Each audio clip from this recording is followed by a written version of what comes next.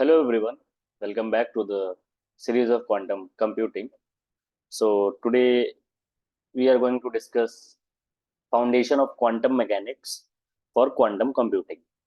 तो last lecture में first lecture में हमने मोटिवेशन और ओवरव्यू समझा था कि क्लासिकल कंप्यूटर्स क्या होते हैं, कैसे डिफरेंशिएट करते हैं क्वांटम कंप्यूटर से, और क्यों हमें क्वांटम कंप्यूटर में जाना है, क्लासिकल कंप्यूटर्स कहाँ पे फेल हो जाते हैं, न्यूटोनियन मैकेनिक्स फेल हो जाती है, फिर हम किस में जाते हैं, क्लासिकल कंप्यूटर्स क्वांटम कंप्यूटर में जाते हैं जहाँ पे क्वांटम मैकेनिक्स के प्रिंसिपल्स को फॉलो करते हैं।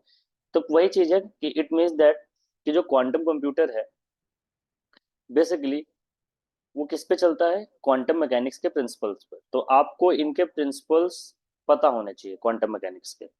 तो मैं अपना बेस्ट ट्राई करूंगा क्योंकि क्वांटम मैकेनिक्स आती किसी को नहीं है। It just a phrase given by lots of many of scientist कि इसको समझ पाना अभी तक कह सकते हैं किसी को नहीं आता। ठीक है, पर हाँ जितनी मैथमेटिकल चीजें हैं I will try my best. तो पहले हमने देखा था कि फर्स्ट लेक्चर में कि जो क्लासिकल कंप्यूटर्स हैं, classical computers means to say that जितने भी फिजिकल कंप्यूटर्स हैं आपके, या जो भी सुपर कंप्यूटर्स होते हैं जिसमें हम पैरेलल कंप्यूटर्स लगा देते हैं, उसमें हम क्या किस पे चलते हैं, वो लोग न्यूटोनियन मैकेनिक्स पे चलते हैं। न्यूटोनियन मैकेनिक्स पे अगर आपने पहला लेक्चर देखा होगा तो अब न्यूटोनियन मैकेनिक्स का यूज करके हम क्या करते हैं, अपने प्रॉब्लम की इक्वेशन ऑफ मोशंस को सॉल्व करते हैं। फिर इसको स्टोर करते थे बिट के फॉर्म में यूजिंग 0 एंड 1। फिर हम उसको ट्रांसफर करते हैं गेट्स को, convert into electrical signals, then process the information and get the output और get the solution of that particular problem. ठीक। और मैंने ये बताया था कि अगर आपका क्वांटम कंप्यूटर है तो वो किस पे चलेगा, क्वांटम मैकेनिक्स पे चलेगा क्वांटम कंप्यूटर। तो यहाँ पर भी आपको क्या करना है, इक्वेशंस को ही सॉल्व करना है, सेट ऑफ लीनियर इक्वेशंस को ही सॉल्व करना है, या प्रॉब्लम की जो इक्वेशंस होती है that can be a natural equation, उन उनको ही सॉल्व करना है, पर यूजिंग क्वांटम न्यूटोनियन मैकेनिक्स नहीं, यूजिंग क्वांटम मैकेनिक्स। अब इनको सॉल्व करना, इनके लिए भी कुछ हमारे पास टेक्निक्स हैं, प्रिंसिपल्स हैं जिनकी हेल्प से हम क्वांटम मैकेनिक्स के प्रॉब्लम्स को सॉल्व करते हैं। तो जिसमें पहला हम जिसकी हेल्प लेंगे, तो हम ऐसे बोल सकते हैं कि क्वांटम मैकेनिक्स में वी विल टेक हेल्प।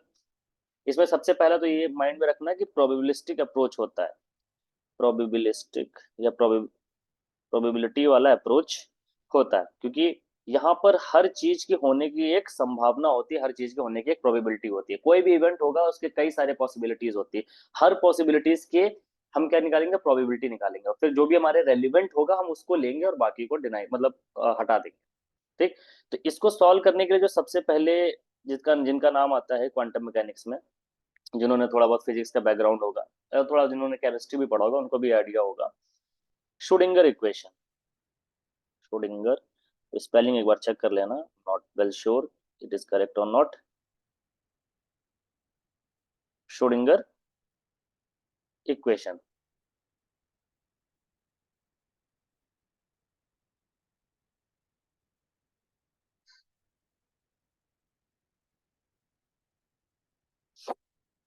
ये नाम है, एक्चुअली श्रोडिंगर एक साइंटिस्ट का नाम है जिन्होंने एक इक्वेशन दी थी क्वांटम मैकेनिक्स के प्रॉब्लम्स को सॉल्व करने का। उसी तरीके से एक और हमारे पास टेक्निक है जिसको बोलते हैं हाइजेनबर्ग फॉर्म। हाइजेनबर्ग का तो शायद नाम सुना होगा केमिस्ट्री वालों ने भी, वर्नियर हाइजेनबर्ग। तो उनका भी एक फॉर्म है। Third one is Leo valley form. तो ये तीनों चीजें हमको पढ़नी पड़ेंगी क्वांटम मैकेनिक्स में, किसी भी प्रॉब्लम को या किसी भी सेट ऑफ लीनियर इक्वेशंस को हम कैसे सॉल्व करते हैं। ये दोनों जो अप्रोच हैं आपके, श्रोडिंगर अप्रोच जो है, और या फिर मैं बोलूं क्या बोलते हैं, हाइजेनबर्ग फॉर्म, ये दोनों सॉल्व करते हैं जब आपका एक सिंगल क्वांटम स्टेट होता है, या मतलब 1 मिनट।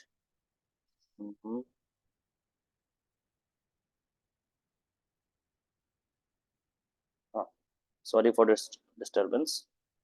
जब आपके पास सिंगल क्वांटम स्टेट होता है, सिंगल क्वांटम स्टेट का मतलब समझते हैं, मतलब अभी हम ज्यादा स्टेट्स नहीं ले रहे हैं, कुछ ही पॉसिबिलिटीज हैं, एक ही इक्वेशन है, उसको सॉल्व करना है, एक ही प्रॉब्लम है, ऐसे समझो एक ही प्रॉब्लम। तो सिंगल क्वांटम स्टेट, इस पे हम डिटेल में आएंगे कि सिंगल क्वांटम स्टेट क्या होता है। तो उसको सॉल्व करने के लिए हम किसका यूज करेंगे, श्रोडिंगर और हाइजेनबर्ग इक्वेशन फॉर्म का यूज करेंगे। लियो वैलिस किसके लिए यूज करते हैं हम, जब आपके पास एनसेम्बल, एनसेम्बल का मतलब एक ही जैसे दिखने वाले कई सारे क्वांटम स्टेट्स होते हैं, मतलब लॉट्स ऑफ क्वांटम स्टेट्स होंगे, जो कि क्वांटम कंप्यूटिंग का बेस है। इसीलिए सब कुछ हम लियो वैली फॉर्म में जाएंगे तब हम लियो वैली फॉर्म को सॉल्व करते हैं। लेकिन पहली बात तो आपको एक quantum, single quantum state solve करना आना चाहिए, फिर हम उसी तरीके के एनसेम्बल बनाएंगे। ये वर्ड बहुत प्यारा वर्ड है, एनसेम्बल। तो जिन्होंने का फिजिक्स बैकग्राउंड हो सकता है इसका, उन्होंने नाम सुना होगा एक जगह पर, स्टैटिस्टिकल मैकेनिक्स में भी आता है। तो इसमें स्टैटिस्टिकल मैकेनिक्स के भी कुछ प्रिंसिपल्स और टेक्निक्स हम यूज करेंगे, ठीक है। वो थ्रू आउट द टाइम आपको समझ में आ जाती है, बस आपको मैं समझा दूंगा। आपको इतना माइंड में रखना है कि अभी जो क्लासिकल कंप्यूटर्स थे वो माइक्रोस्कोपिक लेवल पे चलते थे। सेट ऑफ लीनियर इक्वेशंस हम न्यूटोनियन मैकेनिक्स को, कि वो वैलिड थी, वहां पे हम सॉल्व करते थे और फिर हम उसको ट्रांसफर करते थे, प्रोसेस करते थे, तो सारी चीजें अच्छे से चल रही थी।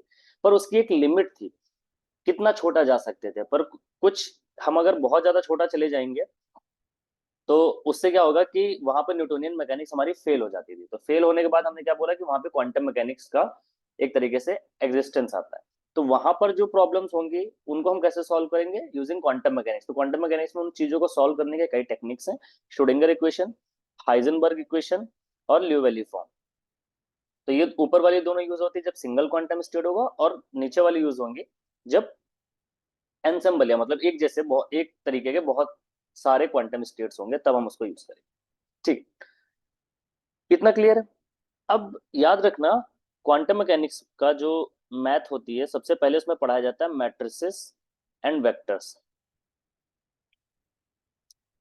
क्योंकि क्वांटम स्टेट या फिर क्वांटम मैकेनिक्स की कोई भी जो प्रॉब्लम होती है, हम उसको कैसे रिप्रेजेंट करते हैं, किसी भी क्वांटम मैकेनिक्स की प्रॉब्लम को हम रिप्रेजेंट करते हैं यूजिंग मैट्रिसेस एंड वेक्टर। इसमें जो सबसे ज्यादा रेलिवेंट रिप्रेजेंटेशन है उसको बोलते हैं पाउली रिप्रेजेंटेशन।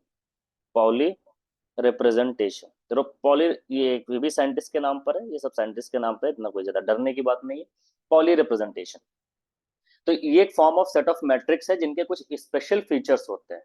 वो टाइम पे मैं आपको बताऊंगा कि इनमें क्या क्या फीचर्स हैं। तो अगर मैं कुछ एग्जांपल की तरह बताऊं, तो 0 1 1 0 शायद ये होती है, एक होती है 0 I - I 0, एक बार चेकआउट करना पड़ेगा। एक और होती है, तीन तरीके की इनके पॉली रिप्रेजेंटेशन, उनके जो फीचर्स होते हैं उनमें क्या होता है, तीनों के आइगन वैल्यूज सेम रहती हैं। इनके जो ये 2x2 की मैट्रिक्स है, ये भी 2x2 की है, ये भी 2x2 की है, तो दो आइगन वैल्यूज सबके होंगे, दोनों सेम रहेंगे, 1 और -1, 1 और -1, 1 और -1, 1 और -1, और तीनों क्या आइगन वेक्टर भी सेम रहते हैं। इसीलिए एक बहुत ही इंपॉर्टेंट रिप्रेजेंटेशन होता है क्वांटम मैकेनिक्स की प्रॉब्लम को मैट्रिसेस और वेक्टर के फॉर्म में रिप्रेजेंट करने के लिए। इस पे जब हम आएंगे मैट्रिसेस और वेक्टर पे, पॉली रिप्रेजेंटेशन पे, तब हम इसको अच्छे से प्रूफ भी करूंगा, सॉल्व भी करूंगा, आइगन वैल्यूज और आइगन वेक्टर निकाल के भी दिखा दूं, ठीक है। चलो अब मैं एक सिंपल एग्जांपल लेता हूँ। एक सिंपल टू लेवल सिस्टम लेता हूँ। टू लेवल सिस्टम का मतलब जिसमें सिर्फ दो ही चीजें हो सकती हैं, दो ही पॉसिबिलिटीज। तो उसको मैं कैसे कैसे रिप्रेजेंट कर सकता हूँ, क्लासिकली कैसे रिप्रेजेंट कर सकता हूँ, पहली बात तो ये, ठीक। और फिर मैं उसको क्वांटम मैकेनिकली कैसे रिप्रेजेंट करूँ। क्लासिकली का मतलब जैसे आपके पास दो चीजें हैं, एक एक प्रॉब्लम है, उसके दो ही फेजेस हो सकते हैं, दो ही एक तरीके से उसके एग्जिस्टेंस हो सकते हैं, तो आप कैसे उनको रिप्रेजेंट करते हो। तो क्लासिकली मैं इसका एक इंटरप्रिटेशन ले रहा हूँ कि मे बी एक बॉल है और वो उसकी, उसको आप स्पिन करा रहे हो, स्पिनिंग करा रहे हो, तो ऑब्वियस है उसकी स्पिनिंग दो तरीके से हो सकती है, या तो वो इधर को स्पिन करेगी या तो इधर को स्पिन करेगी, क्लियर। या फिर इसका दूसरा इंटरप्रिटेशन मैं ले रहा हूँ, दूसरा इंटरप्रिटेशन मैं ये ले रहा हूँ थोड़ा और, कि in depth concept of physics और केमिस्ट्री, कि एक एक दो लेवल सिस्टम है, तो पहला लेवल ऑफ सिस्टम क्या है, ग्राउंड स्टेट, दूसरा लेवल ऑफ सिस्टम क्या है, एक्साइटेड स्टेट। दो लेवल ऑफ सिस्टम यहाँ पर, ठीक, ग्राउंड स्टेट, एक्साइटेड स्टेट, ठीक। Now everyone wants to move to the excited state. अगर आप ग्राउंड स्टेट में कुछ कोई भी पार्टिकल है, उसको कुछ एनर्जी देना दोगे, तो वो कहाँ मूव करेगा, एक्साइटेड स्टेट की तरफ मूव करेगा। उसमें हम बाद में जाएंगे कि कैसे मूव करेगा और कैसे नहीं करेगा, ठीक है। कितना क्लियर है। तो टू लेवल सिस्टम का मैंने एक सिंपल एग्जांपल लिया और उसके कितने इंटरप्रिटेशन हो सकते हैं वो मैंने आपको बता दिया, ठीक। अगर इसी को मैं क्वांटम मैकेनिकली अगर मेरे को रिप्रेजेंट करना हो क्वांटम तरीके से, तो मैं कैसे करूंगा। तो मैंने अभी आपको बोला कि क्वांटम की चीजों को हम कैसे रिप्रेजेंट करते हैं, यूजिंग मैट्रिसेस एंड वेक्टर्स, ठीक है। मैट्रिसेस एंड वेक्टर्स, वेक्टर्स का कॉम्बिनेशन को मैट्रिक्स भी बोल सकते हो, तो यूजिंग मैट्रिसेस एंड वेक्टर्स। तो एक तरीके से मैं बोलूं कि या तो मैं इधर को रोटेट कर रहा हूँ या तो इधर को रोटेट कर रहा हूँ, या इधर से इधर को जा सकता हूँ या इधर से इधर को आ सकता हूँ। Means to say that there is a one way और अनदर वे, दो ही पॉसिबिलिटीज, या तो इधर या तो उधर। ठीक है, वन वे और अनदर वे। ठीक है, तो जैसा मैंने कहा कि क्वांटम मैकेनिक्स में अगर आपको यही चीज रिप्रेजेंट करनी है कि देर इज अ वन वे और अनदर वे, उसको आप कैसे रिप्रेजेंट करोगे? Using matrices and vectors. ठीक है, तो यहाँ पर कुछ स्पेशल तरीके के मैट्रिसेस और वेक्टर का यूज होगा। तो मैं एक सिंपल से कह सकता हूँ कि अगर कोई इधर को मूव कर रहा है, there is a one way और there will be a another way. इन जो रिप्रेजेंटेशन को बोलते हैं, दिस रिप्रेजेंटेशन, जो क्वांटम मैकेनिक्स का नाम याद रखना थोड़ा सा, इसको बोलते हैं ब्रैकेट नोटेशन, जिसको बोलते हैं ब्रा, और इसको बोलते हैं कैट। तो it is known as a bracket notation. ठीक है, ये दोनों है क्या, एक तरीके से वेक्टर ही हैं, और they can be a matrix also. तो ब्रैकेट का ऐसा साइन भी बनता है और ऐसे साइन भी बनता है। इनमें हमारा कोई पार्टिकल का मान लो फंक्शन है, तो फाई और साई जो कुछ भी आएगा वो आगे देखेंगे। तो मीन्स टू से दैट कि किसी भी चीज के होने का there is a one way और अनदर वे, या तो इधर या तो उधर। ये जो कि हम अभी क्लासिकली देख रहे थे कि या तो इधर को स्पिन करेगा तो उधर को स्पिन करेगा, तो ग्राउंड स्टेट से एक्साइटेड स्टेट, एक्साइटेड स्टेट से ग्राउंड स्टेट, वन वे और अनदर वे। तो हम उसको कैसे रिप्रेजेंट करेंगे क्वांटम मैकेनिकली तरीके से? तो ब्रैकेट नोटेशन में हम उसको रिप्रेजेंट करेंगे। ठीक है, और ये नोटेशन बहुत ही ज्यादा इंपॉर्टेंट नोटेशन है, इसको बोलना। अब ये तो हो गया कि हम मैट्रिसेस और वेक्टर का बहुत ही ज्यादा रेलिवेंट वो रेलिवेंस है क्वांटम मैकेनिक्स में। तो थोड़ा सा हम एक आइडिया लेते हैं कि क्यों क्वांटम मैकेनिकल तरीके से क्लासिकल वाली चीजें फेल हो जाती हैं, और हम उस चीज पे रीच आउट करते हैं जिसको हम बोलते हैं ऐसा पॉइंट, कि उस पॉइंट पर वो चीज जीरो भी है और वन भी है। क्योंकि क्लासिकल में क्या था, वो डिफरेंशिएट था, बिट में क्या था, या तो जीरो होगा या तो वन होगा। लेकिन क्वांटम मैकेनिक्स में हम ऐसा कैसे बोल सकते हैं कि वो एक ही पॉइंट पर जीरो भी हो सकता है और वन भी हो सकता है, और यही इसका बेस है, फंडामेंटल थिंग है। तो इसको समझने के लिए मुझे आपको ये समझाना पड़ेगा कि किसी भी वेक्टर को हम कैसे रिप्रेजेंट करते हैं। The question is this. तो किसी भी हम वेक्टर को कैसे रिप्रेजेंट कर सकते हैं? थ्री डी में अगर हम रिप्रेजेंट करना चाहें, थ्री डायमेंशन में, we can represent using some spherical system. किसी भी स्फेरिकल सिस्टम का यूज करके हम उसको रिप्रेजेंट कर सकते हैं। तो जैसे मान लो कि आपके पास कोई थ्री डायमेंशनल सिस्टम है, मैं इसे बना लेता हूँ। ये कोई जेड डायरेक्शन है, ये एक्स है और ये वाई है। ठीक है, अब इसमें मान लो कि कोई वेक्टर है, फॉर एन एग्जाम्पल इधर वेक्टर है, ये जेड की तरफ है। ठीक है, ये जेड की तरफ आपको कोई वेक्टर है जिसको मैं नाम दे देता हूँ टी। ठीक, ओके। तो क्लासिकली मैं क्या बोलूंगा, अगर इसकी जो जेड अगर ऊपर पॉजिटिव जेड है तो नीचे क्या होगा? निगेटिव जेड होगा। नीचे क्या होगा? निगेटिव जेड होगा। ठीक, तो क्लासिकली क्या कहेगा कि अगर पॉजिटिव जेड में चीजें हैं, पॉजिटिव जेड में वेक्टर है, तो निगेटिव जेड में वेक्टर नहीं होगा, ये याद रखना। ठीक, निगेटिव जेड में वेक्टर नहीं होगा। ठीक, क्लासिकली ये कहता है। Got it? अब क्लासिकली में हम ये बोलते हैं कि मान लो कि कोई वन डी वेक्टर है जिसको मैंने बोला टी, वो जेड की डायरेक्शन में होगा, और अगर हम वेक्टर को रोटेट करें तो उसकी डायरेक्शन बदल जाएगी। मतलब अगर हम वेक्टर को इधर इधर घुमा के यहाँ पहुंचा दें तो उसकी डायरेक्शन बदलेगी। तो अब हम बोलेंगे पहले वेक्टर यहाँ पर था, अब कहाँ पर है? यहाँ पर है। अब हम उसकी डायरेक्शन थोड़ी और चेंज करें, थोड़ा और रोटेट करें, तो वेक्टर कहाँ चला जाएगा? दूसरी जगह पे चला जाएगा। तो हम बोलेंगे वेक्टर वहां पे चला गया। क्लासिकली हम ये बोलते हैं। अब इसको हम क्वांटम मैकेनिकली कैसे बोलेंगे, ये समझना ही इंपॉर्टेंट है। अब देखो, अभी मैंने बोला कि देर इज अ वन वे और अनदर वे, या तो इधर होगा या तो इधर होगा, क्लासिकली ये कहता है। अब क्वांटम मैकेनिकली इसको हमने क्या बोला? हम एक नोटेशन यूज करेंगे वेक्टर्स का जिसको बोलेंगे ब्रैकेट नोटेशन। या तो इधर को होगा या तो फिर इधर को होगा। अब यही वेक्टर लेता हूं जो क्लासिकल में था, और इसको हम इसको इमेजिन करने का कोशिश करते हैं क्वांटम मैकेनिकल तरीके से, उसे उसकी मैथ का यूज करके।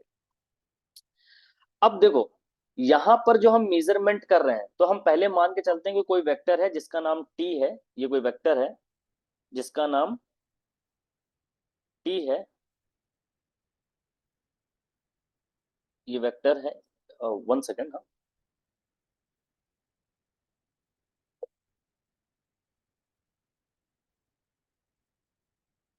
हाँ, तो मैं ये कह रहा था कि मान लो कि कोई वेक्टर टी है जो कि जेड डायरेक्शन में है, पॉजिटिव जेड डायरेक्शन में है, पॉजिटिव जेड डायरेक्शन में हमारा वेक्टर है टी।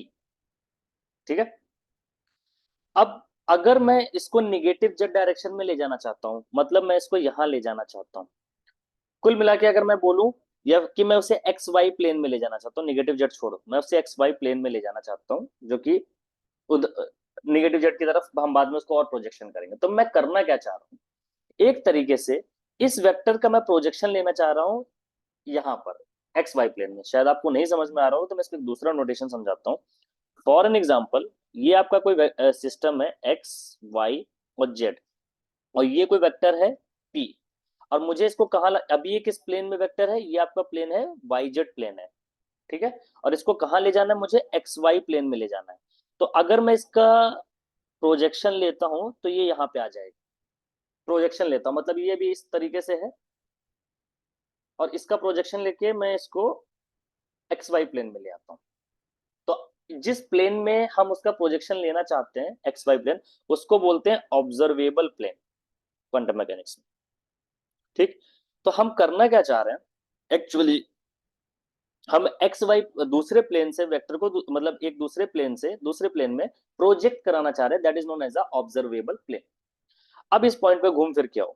अब मान लो कि मैं प्लेन की बात को हटाता हूं, प्लेन थोड़ा कॉम्प्लेक्स हो जाएगा, सिंपल ही डायरेक्शन लेता हूं कि एक्स और वाई और जेड। अब मेरा वेक्टर कहां पर है, जेड डायरेक्शन में, ये रहा पी, और मैं उसको लाना कहां चाहता हूं, निगेटिव जेड डायरेक्शन में, उसको नीचे लाना चाहता हूं। तो अगर एक तरीका क्लासिकली क्या बोलेगा, अगर वो पॉजिटिव जेड में है तो निगेटिव जेड में नहीं होगा, या निगेटिव जेड में है तो पॉजिटिव जेड में नहीं होगा, that is a classical thing. Quantum mechanical तरीके से अगर मैं इसका दूसरा इंटरप्रिटेशन करूं तो क्या कर सकता हूं, अगर ये वेक्टर का प्रोजेक्शन लेता हूं निगेटिव जेड में, तो हो सकता during the process of projection, projection लेने के प्रोसेस में ये ऊपर वेक्टर धीमे धीमे छोटा हो रहा होगा, और यही वेक्टर धीमे धीमे निगेटिव जेड डायरेक्शन में बड़ा हो रहा होगा, और फाइनल जितना वेक्टर ऊपर था यहाँ पर, उतना वेक्टर हमारा यहाँ बन जाएगा। ये भी एक इंटरप्रिटेशन है हमारा क्वांटम तरीके से, कि during the process of projection into the observable plane, हमारा जो वेक्टर है ऊपर श्रिंक हो रहा था और नीचे ग्रो हो रहा है। ये भी हम कह सकते हैं, ये कह सकते हैं कि नहीं कह सकते।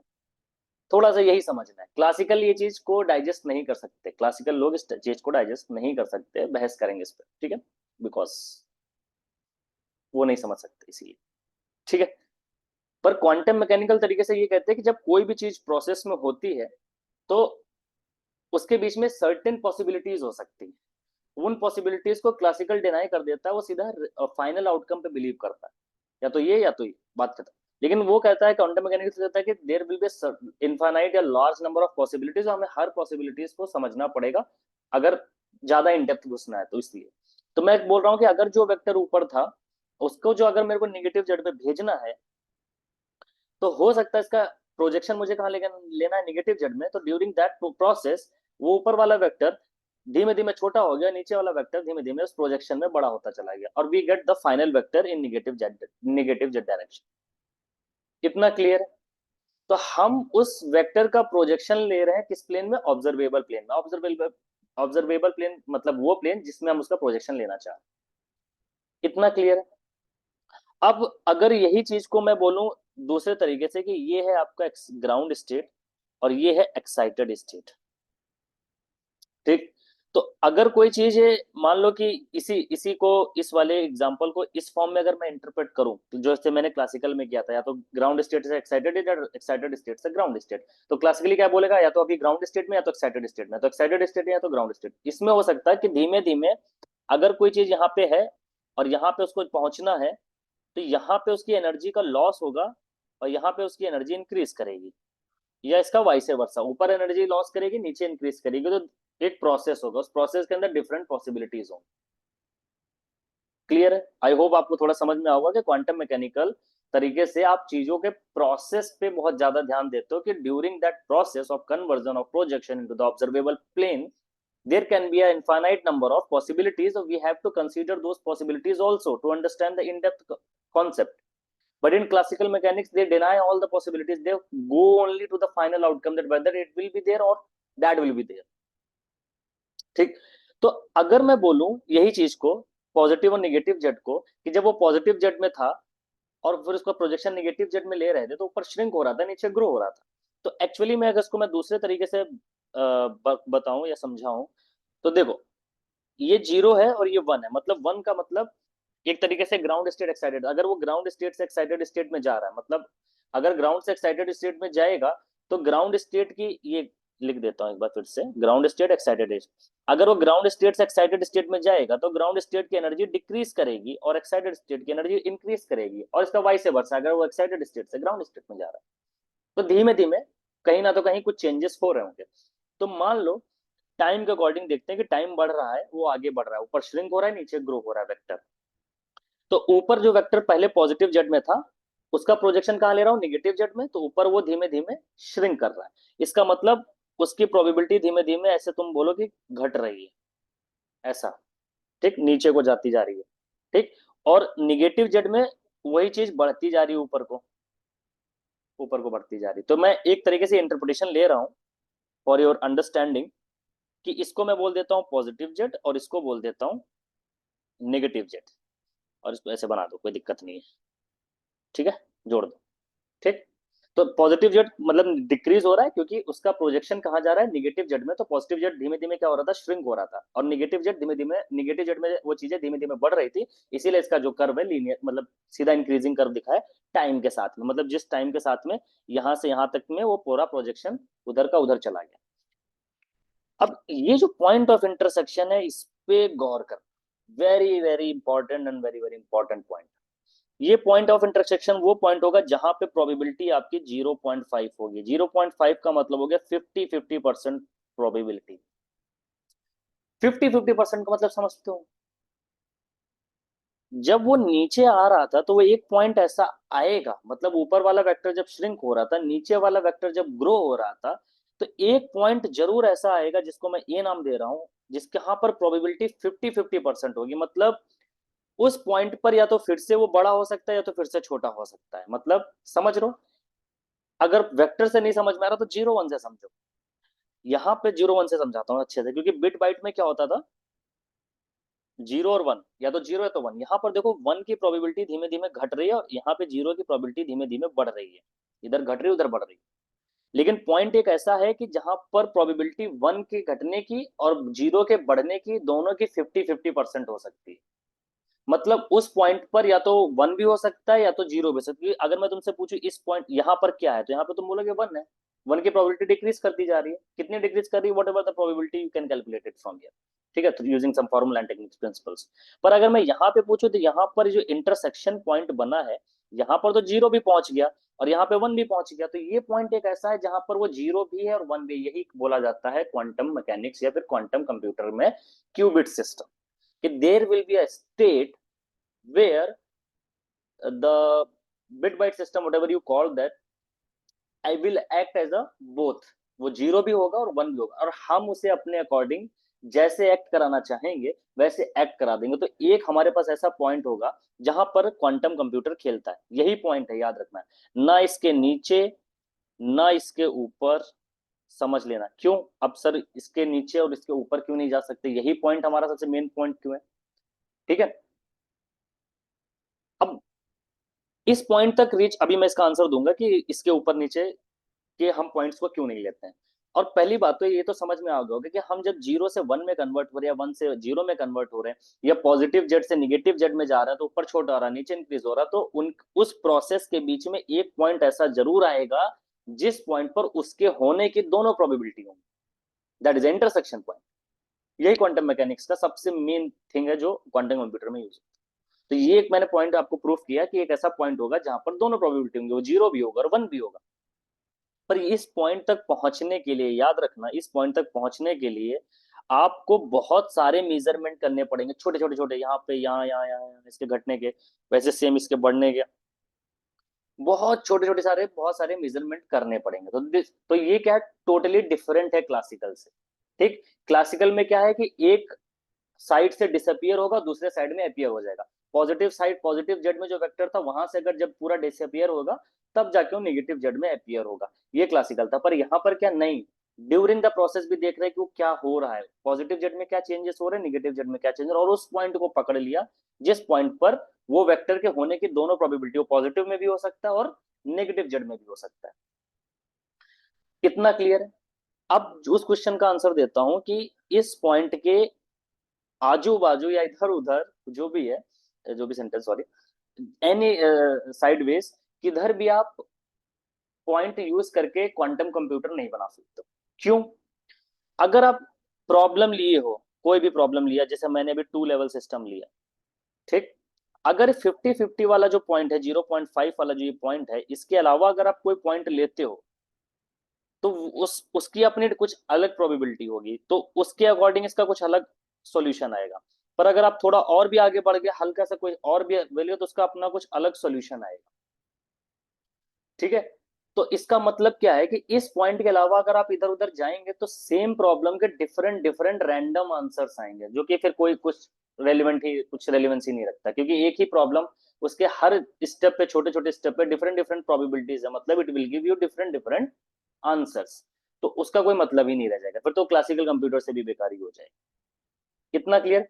तो यहाँ पर हमारे क्या है कि नॉट रियली रैंडम, हम क्लासिकल वाला ही आंसर मिलेगा, मतलब एक तरीके से समझ गए। क्योंकि अगर हम हर मेजरमेंट पर रैंडम आंसर देगा, अगर हर मेजरमेंट पे अगर हम छोटे छोटे जो ये पॉइंट्स है, हर मेजर पे अगर मेजरमेंट पे वो रैंडम आंसर देगा, तो क्यों देगा? क्योंकि वो प्रोबेबिलिटी निकालेगा, प्रोबेबिलिटी निकालेगा तो रैंडम आंसर आएगा, तो हमें कोई रैंडम आंसर नहीं मिलेगा, फिर वो क्लासिकल कंप्यूटर की तरह ही काम करेगा कि हर पॉइंट पे एक नया आंसर दे रहा है, हर पॉइंट पे एक नया आंसर दे रहा है, क्लासिकल कंप्यूटर की काम करेगा, तो क्वांटम कंप्यूटर नहीं रहेगा। तभी क्वांटम कंप्यूटिंग के लिए ये पॉइंट बहुत ज्यादा यूजफुल है, that is the intersection point of a 2 level system. अब इस पॉइंट तक पहुंचने में कैसे पहुंचेंगे, कितनी अनसर्टेनिटी आएगी, वो सब नेक्स्ट लेक्चर में देखेंगे। तो मैंने आपको आज ये समझाया कि क्लासिकल वाले चीजों को आप जैसे देखते हो, उसी चीज को आप क्वांटम मैकेनिक्स के फॉर्म में कैसे देखोगे, मैट्रिसेस एंड वेक्टर्स। और फिर वेक्टर को आप, फिर मैंने आपको रिप्रेजेंटेशन दिया कि एक वेक्टर को आप 3D में रिप्रेजेंट कर सकते हो, और उसको क्लासिकल में कैसे देखोगे, अगर वो जेड में है तो निगेटिव जेड में नहीं होगा, अपीयर डिसअपियर वाला काम चलेगा। लेकिन अगर उसे आप क्वांटम मैकेनिकल तरीके से देखोगे तो बहुत सारी प्रोबेबिलिटीज आएंगी, बहुत सारे पॉसिबिलिटीज आएंगी, वो ऊपर श्रिंक करेगा, नीचे ग्रो करेगा, या फिर ग्राउंड स्टेट में एनर्जी बढ़ेगी और एक्साइटेड स्टेट में घटेगी। तो इसी को मैंने इस वाले ग्राफ से समझा, तो हमें पता चला कि ड्यूरिंग द प्रोसेस एक पॉइंट ऐसा जरूर आएगा जहां पर उस इवेंट के होने की 50-50% प्रोबेबिलिटी, मतलब उस इवेंट की 0 से 1 या 1 से 0 से 1 जा रहे हैं, 1 से 0 आ रहे हैं, तो उस पॉइंट पर वो 0 भी हो सकता है और 1 भी हो सकता है। That is the fundamental point of the basic fundamental base of a quantum computer. पर इस पॉइंट तक जाने के लिए आपको बहुत सारे मेजरमेंट करने पड़ेंगे, छोटे छोटे मेजरमेंट करने हैं। और जब आप मेजरमेंट, जब बहुत छोटे छोटे स्मॉल मेजरमेंट करते हो, ये याद रखना, तो वहां पे किसका जन्म होता है? अनसर्टेनिटी का जन्म होता है। अब कितनी अनसर्टेनिटी आएगी, ये सब हम नेक्स्ट लेक्चर में देखेंगे। Then we will talk about Heisenberg uncertainty principle. I guarantee you, जो मैं कल या फिर जो नेक्स्ट लेक्चर में आपको बताऊंगा, हाइजेनबर्ग अनसर्टेनिटी प्रिंसिपल, हो सकता है आपने शायद ही सुना। बहुत ही अलग ही तरीके की डेफिनेशन और बहुत ही अलग ही अच्छे से लेमन लैंग्वेज में आपको समझाऊंगा, और using this quantum mechanics principle, not the basic chemistry and physics. ठीक है? आई होप आपको समझ में आओगे। जो भी डाउट्स हैं आप जरूर कमेंट सेक्शन में लिख दो, जो भी कुछ आपको लग रहा है नहीं समझ में आया किसी टॉपिक पे, जैसे कोई मान लो कि बिट बाय मैट्रिसेस वेक्टर को स्पेसिफिक टॉपिक है जो आपको इन डेप्थ पढ़ना है, तो आप कमेंट सेक्शन में लिख दो, तो उस टॉपिक को हम बीच में तुरंत ही अच्छे से समझ लेंगे। मैं मानना चाह रहा हूँ कि क्वांटम कंप्यूटिंग मेरे लेक्चर को देख के सभी को समझ में आ जाना चाहिए, अगर जिनको थोड़ा भी बहुत बेसिक फिजिक्स और मैथ की नॉलेज है। इतना मैं लेमन लैंग्वेज में पूरी सीरीज कवर अप करना चाह रहा हूँ। So thank you so much, please do a like also.